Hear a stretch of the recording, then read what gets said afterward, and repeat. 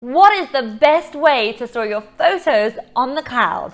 Today, we're going to look at two of the most popular options, iCloud Photos and Google Photos, and we're going to compare which wins on features and on costs.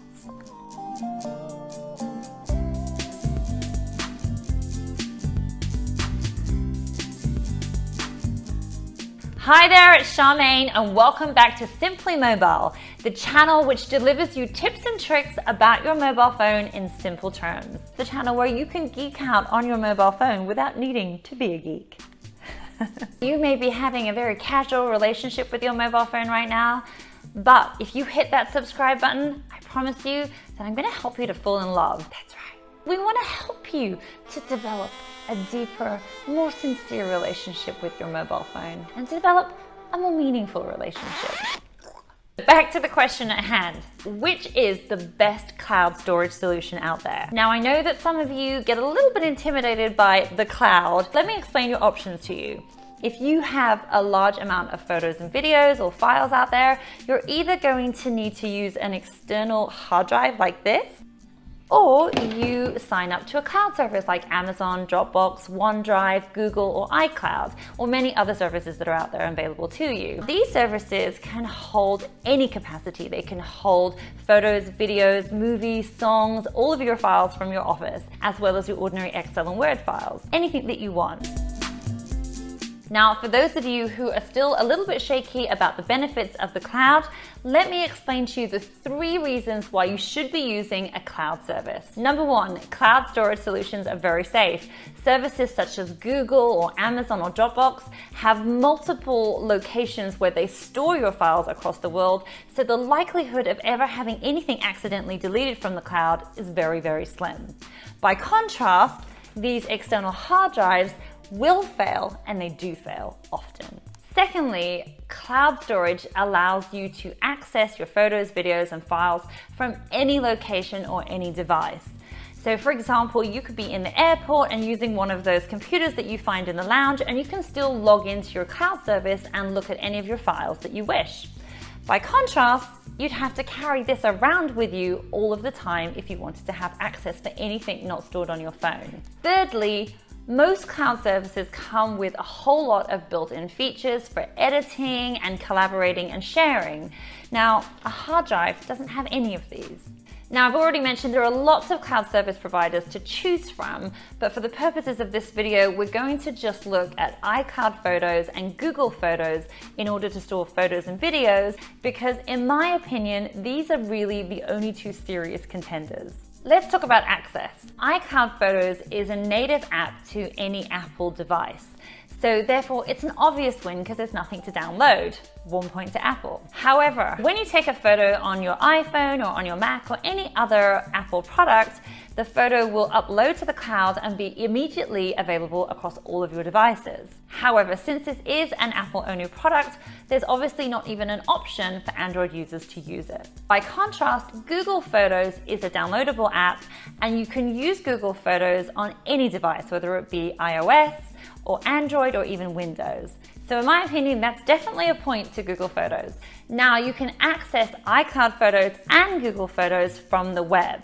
Google Photos is feature-rich, really easy to use, and just as good as the app, whereas iCloud Photos really looks like something that Apple put up there 10 years ago and forgot to go back to ever. It doesn't really have that much that you can do on it. You have to really do everything from your phone or from one of your devices. So on that note, a point to Google. Having said this, Google Photos requires you to have an active internet link in order for you to view your photos. iCloud Photos, by contrast, are available on your phone at all times, so even if you're up in an aeroplane with no internet service, you can still view all of your photos and videos. So, point to iCloud. Let's talk about backup. iCloud is actually just a sync service, which means that if you delete that photo from your phone, it will also be deleted from the cloud. This isn't great. By contrast, Google Photos is a backup service, not just a syncing service. So that means that if you delete the photo from your phone, it's still safely stored in the Google Cloud. That is a definite win for Google.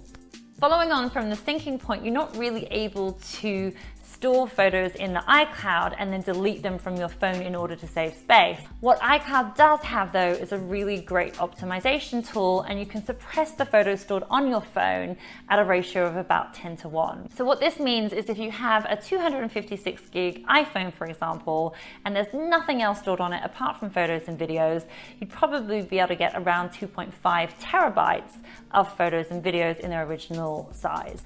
Now, this is quite a lot and probably enough for most people, but for some people it really is too little. Google Photos allows you to free up space in just a few simple clicks. Simply go into the utilities, free up space, and then this will tell you that it's only going to delete photos and videos that have already been uploaded to the Google Cloud. This is great for giving you comfort that you're not deleting anything accidentally, and I really love this function. So definitely Google Photos gets my vote here for phone storage optimization. Now let's talk about editing features. iCloud Photos is pretty loaded on the editing features, and there are over 16 different individual points on any one photo that you can edit, such as contrast or brightness or black point. iCloud Photos also offers you an array of filters, and you can create boomerangs from live photos. Google Photos doesn't really offer as much in terms of editing, but it does have a really extensive library of filters that you can play with. So I think on balance, iCloud Photos really gets the point for photo editing. Next up, we're going to look at the search function. Now, iCloud Photos uses facial recognition and indexing to search your photos by people and by things. And it can use geotagging to search those photos by location. Google Photos has exactly the same search technology. However, on a like-for-like test, I searched through my photo stream, and Google Photos performed much better on searching for some random objects like red dress or paper. So the search function on both Google Photos and iCloud Photos is fairly similar. However, there is one feature in Google Photos that totally wins the point on search. Now, imagine you're out at dinner with a group of people, and there's a girl in the group who's wearing a dress that you really love, but you feel like it's a little bit rude to ask her where she got it from. Simply take a photo, upload it to Google Photos, and use their feature called Google Lens, and Google will search out that dress on the internet for you, so you can just go ahead and buy it anyway. Genius. What happens when it comes to sharing your photos? Now, iCloud Photos is very simple. If you want to share your photos to a third-party app or to Facebook or Instagram, it's really simple. It's pretty much one click. And if you want to share it in an album to a non-iCloud user, that's pretty simple too. Google Photos similarly allows you to share photos to third-party apps and to social media.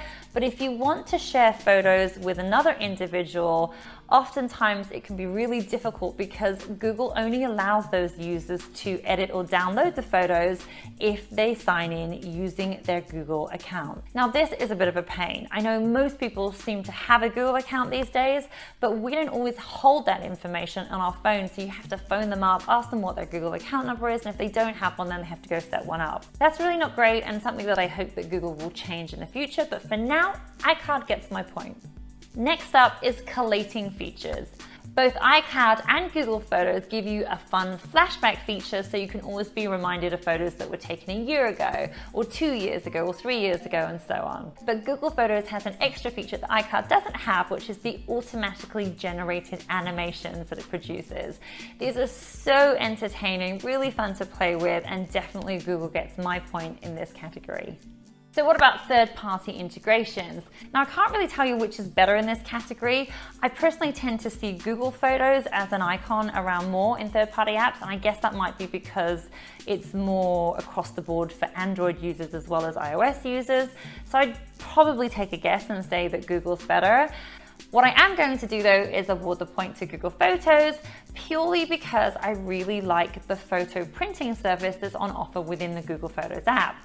This means I don't even have to upload my photos to any third-party service. So you get the point there, Google.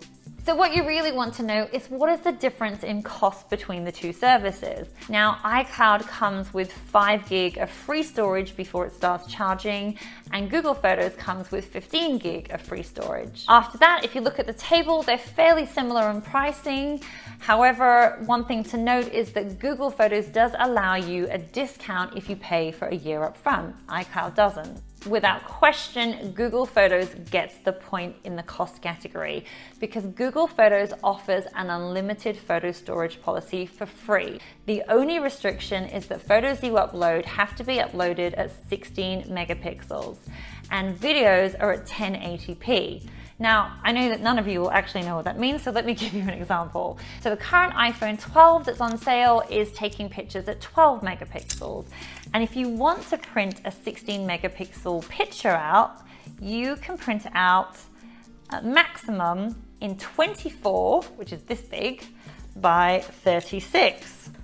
So really, you're not really losing anything at all. And for videos, 1080p is really what most people are taking videos in as standard. So again, you're not really losing any quality by using the free service with Google. Having said this, if you're recording videos for YouTube like I am, then I usually record in 4K just for better quality. And if you're an avid photographer and you're taking photos on your SLR and wanting to store those alongside your phone photos, then it might actually be better choosing iCloud because iCloud is the only service that allows you to store photos in RAW. That's something I don't particularly understand, but if you're a photographer, you will. I'm not going to give iCloud an extra point for this though, because today we're really only talking about photos and videos that we take using our phones. Now, I also know some people who use both Google Photos and iCloud Photos. Now, for those of you who are super clever and already 10 steps ahead, you might be asking the question, well, if iCloud compresses the photos on your phone, does that mean that Google Photos only is able to upload the compressed, smaller size images? Well, the answer luckily is no. Google Photos will request the upload from your phone and your phone will request the original data from the cloud. So that means you're always uploading to Google Photos in full size, regardless of whether you've compressed it on your phone already. So it's perfectly okay to run iCloud Photos on Optimisation and Google Photos simultaneously. Now, please go and clear that photo storage so that you can make room for some of the amazing apps that we've already reviewed on the channel and be prepared for more.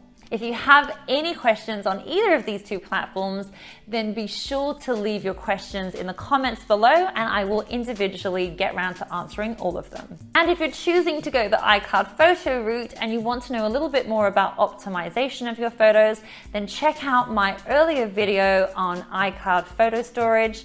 I'll also leave a link in the comments below. See you next time for some more tech-free mobile phone guidance.